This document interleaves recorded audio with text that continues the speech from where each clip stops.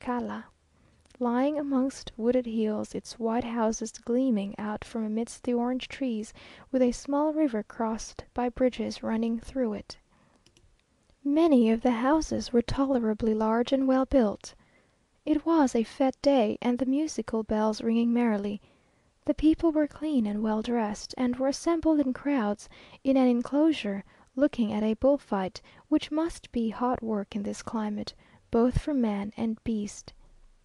But when the moon rose serenely and without a cloud, and a soft breeze, fragrant with orange blossom, blew gently over the trees, I felt as if we might have rode on forever, without fatigue, and in a state of the most perfect enjoyment.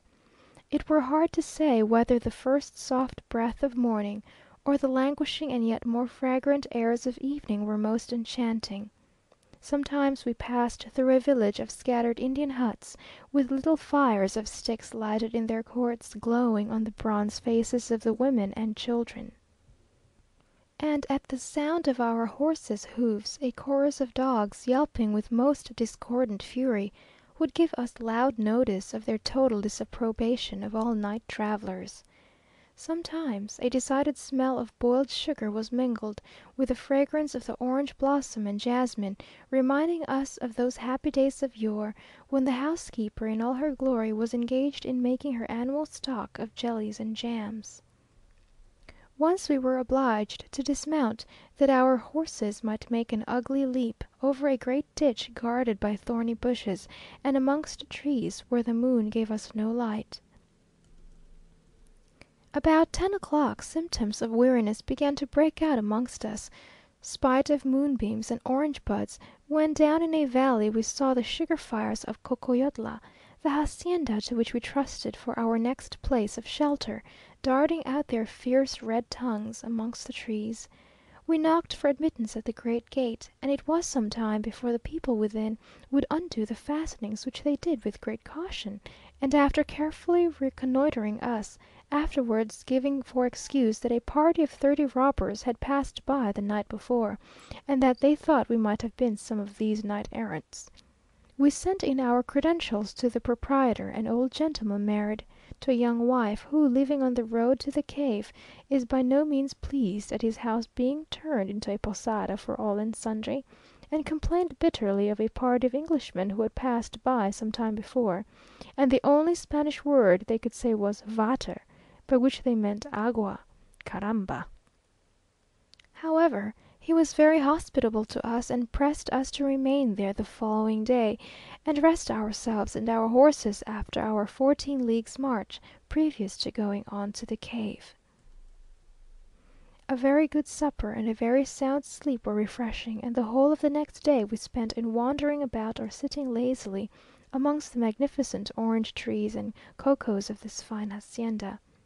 Here the orange trees are the loftiest we had yet seen, long ranges of noble trees loaded with fruit and flowers. At the back of the house is a small grove of cocoas, and a clear running stream passing through beautiful flowers, and refreshing everything in its course.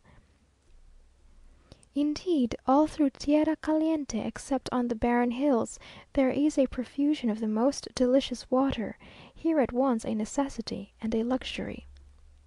These sugar estates are under high cultivation, the crops abundant, the water always more than sufficient both for the purposes of irrigation and for machinery, which A considers equal to anything he has seen in Jamaica.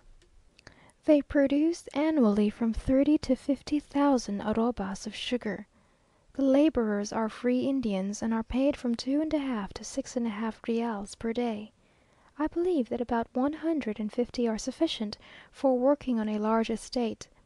Bountiful nature, walking on the traces of civil war, fills up the ravages caused by sanguinary revolutions, and these estates in the valley of Cuernavaca, which have so frequently been theatres of bloodshed, and have so often changed proprietors, remain in themselves as fertile and productive as ever. In the evening we visited the trapiche, as they call the sugar works, the sugar boilers, warehouses, storerooms, and engines. The heat is so intense among these great boilers, that we could not endure it for more than a few minutes, and pitied the men who have to spend their lives in this work. They make panoja on this estate, cakes of coarse sugar, which the common people prefer to the refined sugar. Just as we were preparing to retire for the night, an animal on the wall attracted our attention close by K's bed, and, gentle reader, it was a scorpion! We gave a simultaneous cry, which brought Señor into the room, who laughed at our fears and killed our foe, when lo!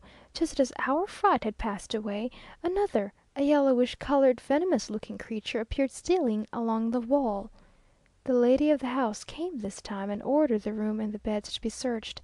No more could be discovered, but it was difficult to sleep in peace after such an apparition. At 3 the next morning we rose, and set off by moon and starlight for the cave. The morning was lovely as usual, and quite cool. We passed a great deal of barren and hilly road till we reached some plains, where we had a delightful gallop, and arrived early at a small rancho, or farmhouse, where we were to procure guides for the cave. Here we added 4 Indians and the master of the house, Benito, to our party, which was afterwards increased by numbers of men and boys, till we formed a perfect regiment. This little rancho, with its small garden, was very clean and neat. The woman of the house told us she had seen no ladies since an English ministra had slept there 2 nights.